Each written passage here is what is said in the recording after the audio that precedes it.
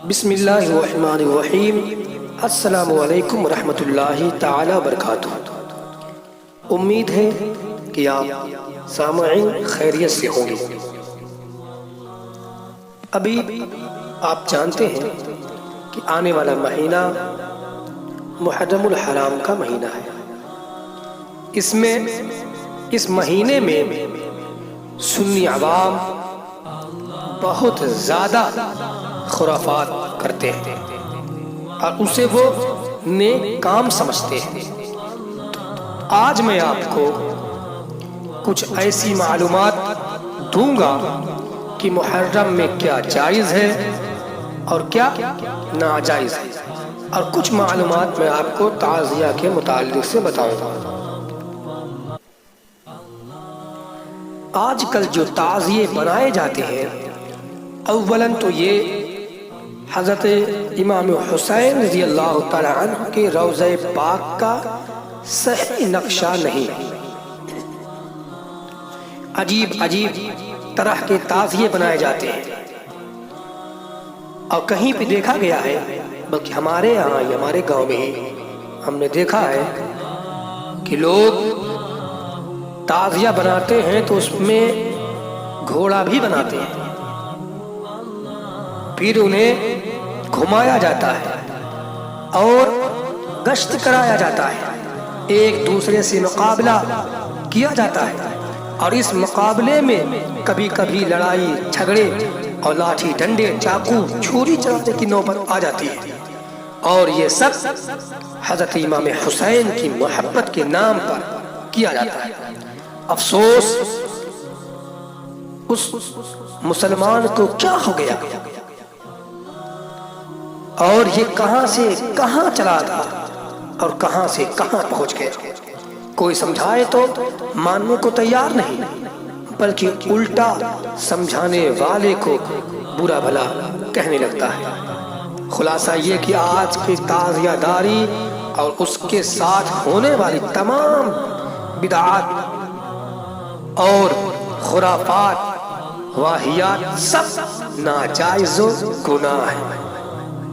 مثال کے طور پر ماتم کرنا، تعزیوں پر چڑھاوے چڑھانا، ان کے سامنے کھانا رکھ کر وہاں فاتحہ پڑھنا، ان سے منتیں مانگنا، ان کے نیچے سے برکت حاصل کرنے کے لیے بچوں کو نکالنا، تعزیے دیکھنے کو جانا، انہیں جھک کر سلام کرنا، سواریاں نکالنا، سب جاہلانہ باتیں ہیں اور ناجائز حرکتیں ہیں۔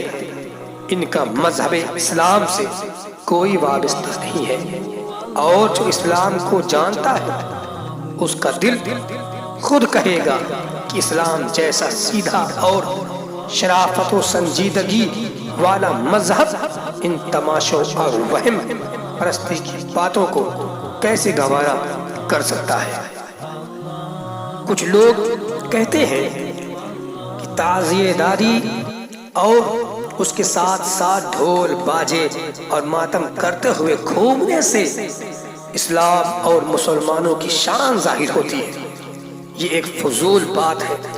پانچوں وقت کی نماز اور اذان اور محلے بستی اور شہروں کے سب مسلمانوں کا مسجدوں اور عیدگاہوں میں جمعہ اور عید کی نماز بجماعت سے زیادہ مسلمانوں کی شان ظاہر کرنے والی کوئی اور چیز نہیں ہے۔ تعزیہ داری اور اس کے ساتھ کہ تماشوں، ڈھول باجوں اور کودنے پھاندنے سے، ماتم کرنے سے، اور بزرگوں کے نام پر غیر شرعی عرسوں، میلوں اور آج کے قوالیوں کی محفلوں کو دیکھ کر تو غیر مسلم یہ سمجھتے ہیں کہ اسلام بھی ہمارے مذہب کی طرح تماشائی مذہب ہے، اور بجائے سدھرنے اور اسلام کی طرف آنے کو اور چڑھتے ہیں۔ اور کبھی کبھی اس تعزیہ داری کی وجہ سے لڑائی جھگڑے اور خونریزی کی نوبت آتی ہے، اور بے وجہ مسلمانوں کا نقصان ہوتا ہے۔ جب تعزیہ لوگ نکالتے ہیں تو کہتے ہیں جس راستے سے تعزیہ گزرتا ہے اسی سے گزرے گا۔ اب چاہے لوگوں کا کھیت کا نقصان ہو، چاہے درخت کے کیا بولتے ہیں کہ شاخیں کاٹی جائے، یا کسی کا گھر گرایا جائے، کسی کی دیوار گرائی جائے، اس سے کوئی مطلب نہیں ہے. بس جو دماغ میں چڑھ گیا ہے خرافات وہ کر کے ہی دم لیں گے. بلکہ نماز، روزہ، ایمانداری اور سچائی، احکام شرع کی پابندی اور دینداری کو دیکھ کر غیر مسلم بھی یہ کہتے ہیں کہ واقعی مذہب ہے تو بس اسلام ہی ہے. یہ اور بات ہے کہ وہ کسی وجہ سے مسلمان نہ بنے، لیکن اس میں بھی کوئی شک نہیں کہ بہت سے غیر مسلم کا دل مسلمان ہونے کو چاہتا ہے اور کچھ ہو بھی جاتے ہیں اور ہوتے رہے ہیں. دیکھتے نہیں ہو کہ دنیا میں کتنے مسلمان ہیں اور صرف 1400 سال میں ان کی تعداد کہاں سے کہاں پہنچ گئی. یہ سب نماز، روزے اور اسلام کی بھولی بھالی سیدھی اور سچی باتوں کو دیکھ کر ہوئے ہیں. تعزیہ داری اور اس کے ساتھ میلوں ٹھیلوں اور تماشوں کے دیکھ کر کبھی نہ کوئی مسلمان ہوا ہے اور نہ اب ہوتا ہے. اور تعزیہ داری سے اسلام کی شان ظاہر نہیں ہوتی بلکہ مذہب اسلام کی بدنامی ہوتی ہے. کچھ لوگ تو محرم الحرام کے مہینے میں بجائے جانے والے باجوں کو غم کا باجا بتاتے ہیں، تو انہیں معلوم ہونا چاہیے کہ غم کے موقع پر باجے نہیں بجائے جاتے اور غم منانا بھی تو اسلام میں جائز نہیں ہے. بعض جگہ سننے میں آیا ہے کہ کچھ لوگ کہتے ہیں کہ ہمارے خاندان میں تعزیہ داری پہلے سے ہوتی چلی آ رہی ہے. ایک سال ہم نے تعزیہ نہیں منایا تو ہمارا فلاں نقصان ہو گیا، یا بیمار ہو گئے، یا گھر میں کوئی مر گیا. یہ بھی جاہلانہ باتیں ہیں. پہلے تو ایسا ہوتا نہیں، اور ہو بھی جائے تو یہ ایک شیطانی چال ہے. وہ چاہتا ہے کہ تم حرام کاریوں میں لگے رہو اور خدا رسول سے دور ہو کر یہ سب کام آپ کرتے رہو.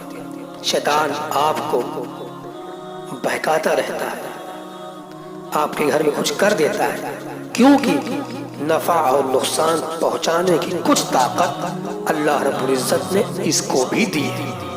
اور اللہ کی ذات تو غنی ہے، سب سے بے پرواہ ہے. اگر سب سدھر جائیں، نیک اور پرہیزگار ہو جائیں تو اسے کچھ نفع اور فائدہ نہیں پہنچتا، اور سب بگڑ جائیں تو اس کا کچھ گھاٹا نہیں ہوتا. انسان اچھا کرتا ہے تو اپنے اچھے کے لیے، اب برا کرتا ہے تو اپنے برے کے لیے. اور مسلمان کا عقیدہ و ایمان اتنا مضبوط ہونا چاہیے کہ دنیا کا نفع ہو یا نقصان ہم تو وہی کریں گے جو اللہ سے اور اس کے رسول سے ہمیں ہمارا رب خوش ہو جائے. ہم وہی کریں گے جس سے اللہ اور رسول راضی ہو. دنیا کے نفع اور نقصان کی حیثیت ہی کیا ہے؟ آخر سب کو مرنا ہی ہے، اور ہمارے فائدے اور گھاٹے کو بھی اللہ ہی جانتا ہے. ہم کچھ نہیں جانتے. کبھی کسی چیز میں ہم فائدہ سمجھتے ہیں اور گھاٹا ہو جاتا ہے، اور کبھی گھاٹا اور نقصان کا خیال کرتے ہیں اور نفع اور فائدہ نکلتا ہے. ایک شخص کو مدت سے ایک گاڑی خریدنے کی تمنا تھی، اور جب گاڑی اس نے خرید لی تو پورے فیملی کے ساتھ اس کا ایکسیڈنٹ ہو گیا اور سب کے سب مارے گئے. خلاصہ یہ ہے کہ اپنے سب کام اللہ کی مرضی پر چھوڑ دیجئے اور اس کے بتائے ہوئے راستے پر چلنا زندگی کا مقصد بنا لیجئے. پھر جو ہوگا دیکھا جائے گا، اور وہی ہوگا جو اللہ رب العزت چاہے گا. کچھ لوگ کہتے ہیں کہ اگر تعزیہ داری ختم ہو گئی تو امام حسین کا نام مٹ جائے گا. تو یہ بھی ان لوگوں کی غلط فہمی ہے. حضرت امام حسین رضی اللہ تعالی عنہ کا نام تو دنیا کے لاکھوں مسجدوں میں ہر جمعہ کی نماز سے پہلے خطبے میں پڑھا جاتا ہے. پیری مریدی کے اکثر سلسلے ان سے ہو کر رسول خدا تک پہنچتے ہیں. اور جب شجرے پڑھے جاتے ہیں تو امام حسین کا نام آتا ہے۔ قرآن کریم کی قرآن پاک کے 22ویں پارے میں آیت تطہیر ہے، اس میں بھی اہل بیت کا ذکر موجود ہے۔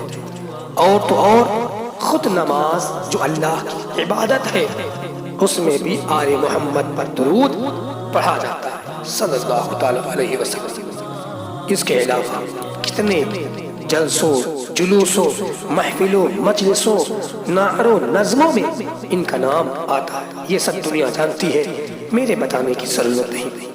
اور صحیح بات یہ ہے کہ امام حسین کا نام تو ہر مسلمان کے دل میں اللہ تعالیٰ نے لکھ دیا، اور جس کے دل میں امام حسین کا نام نہیں وہ مسلمان کہلانے کا حقدار نہیں۔ تو بھائیوں، سامعین کرام، جس کا ذکر نمازوں میں، خطبوں میں، قرآن کی آیتوں میں اور ہزاروں محفلوں، مجلسوں اور خانقاہی شجروں میں ہو، اس کا نام کیسے مٹ جائے گا؟ تعزیہ داری اور اس کے ساتھ جو تماشے ہوتے ہیں اس سے تو حضرت امام پاک کا نام بدنام ہوتا ہے۔ اور جو لوگ کہتے ہیں تعزیہ داری ختم ہو گئی تو امام حسین کا نام مٹ جائے گا، میں ان سے پوچھتا ہوں کہ حضرت امام حسین رضی اللہ تعالیٰ عنہ سے پہلے اور بعد میں جو ہزاروں لاکھوں حضرات انبیاء، اولیاء، شہداء ہوئے ہیں، ان میں سے کس کس کا نام، ان میں سے ایسے کتنے بزرگ ہیں جن کے نام پر تعزیہ داری یا میلے تماشے ہوتے ہیں؟ کیا ان سب کا نام مٹ گیا؟ حق یہ ہے کہ تعزیہ داری ختم ہونے سے امام حسین رضی اللہ تعالیٰ عنہ کا نام نہیں مٹے گا، بلکہ تعزیہ داروں کا نام مٹ جائے گا۔ جو لوگ تعزیہ نکالتے ہیں ان کا نام مٹ جائے گا۔